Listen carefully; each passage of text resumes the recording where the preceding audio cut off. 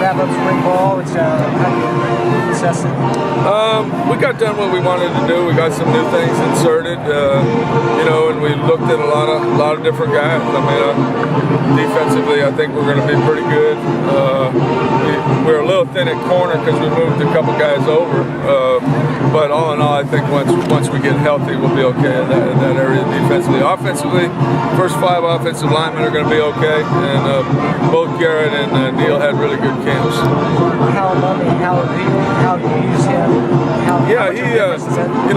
Hal, like I said, Hal and I have been talking football for 35 years together, and he's brought some things, like I say, every year 15 to 20% you got to kind of tweak, and we use some of his ideas to go with our stuff, and I thought it worked out pretty good. You spoke about the offensive line. The first 5 are going to be ready. I mean, Are you ready to say who those first 5 are? Well, the guys you see out here every day are the ones. Those are them. Lasecki and Gottschalk and Seaver Meyer had a good camp. I thought Rice kid really came on pretty good too. And Ben Hughes played center and guard, did a good job. And I think by the time we had our depth in there with our true freshmen coming in, we'll be pretty good. How much does spring practice? How much of an evaluator is that for you? It's you can evaluate some positions, and some positions you can't. I was really impressed with 34. He's going to be the real deal. I see why Texas junior and senior football players who do autographs. He's a different kind of player. Really smart, can block, and I think in our stuff he's going to prove that he's a pretty good runner. And linebacker, how big of a competition is there? Well, we've got a lot of depth. I thought Lincoln Richards really stepped up and grew up this spring. I would have liked to have seen more of Jonathan Nkianga because he really got to play a little bit last year too.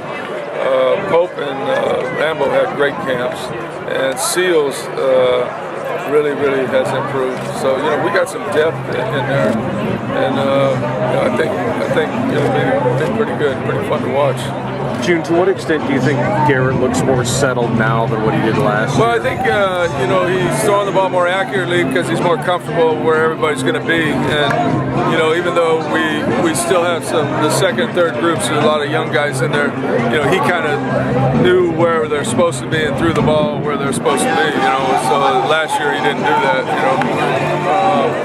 So kind of created him, but we didn't do a lot of the QB run stuff this spring, but that's a whole other feature that he gives us that we didn't have. I realized I had at the first of last season.